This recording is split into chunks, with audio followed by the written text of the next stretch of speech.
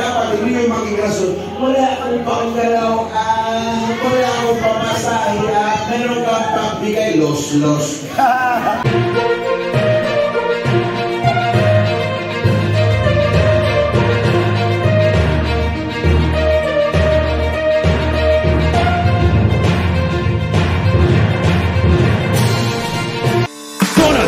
De los Reyes.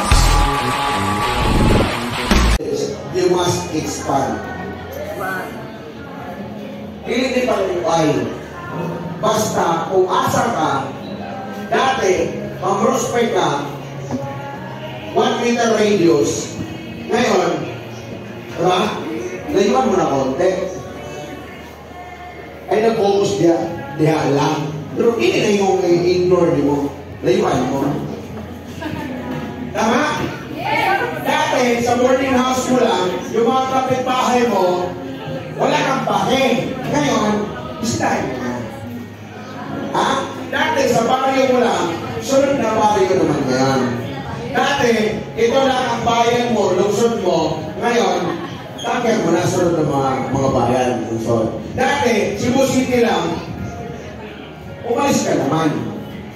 Pero, dapat hindi yung maging rason. Wala akong panggalaw, wala akong pamasahe, meron kang pagbigay, los. Diba? Dapat, you treat yourself, you invest your business. Bakit? Narapasan na natin yung 365 days. Ito yung pinakamahirap eh. Yung sinabi mo nahirapan ka, wala kang pamasahe, yung kausap mo, pamasahe lang sa'yo, sa kanya, wala palang kain. Kasama rin pamasahe at kain, tama ba? Inalagpasan yun. Tama? You invest on expansion. Hindi po mo palakihin ng todo pa. Kung ano lang, kung kaya po ba. Para yung hindi pa na, alam nyo ba, meron din cancer patient doon, hindi nyo pa narating. Tama? Meron din iba doon na nahirapan din. Tama? Wala pa rin nakarating sa kanila na solusyon sa kulang sa financial nila, problema sa financial. Kung hindi mo gagawin yun, diba? Hindi naman ibig sabihin na tuloy-tuloy lang kasi hindi ka dumating. May gagawa na iba. Pwede cross-line mo. Ha? Pwede cross-line mo. Pwede ibang kumpanya. Tama? Oh.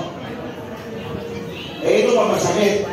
Kamag-anak ko pala yun. Kasi di ba pare-pareho lang wala kang pera, kamag-anak ko rin walang pera. Tama? Ito yung sakit mo. Kamag-anak ko rin, gano'n din sakit. Bakit? Hereditary yun. Tama ba? Hindi ka nag-expand doon. Hindi wala, nakuha ng iba. Tama?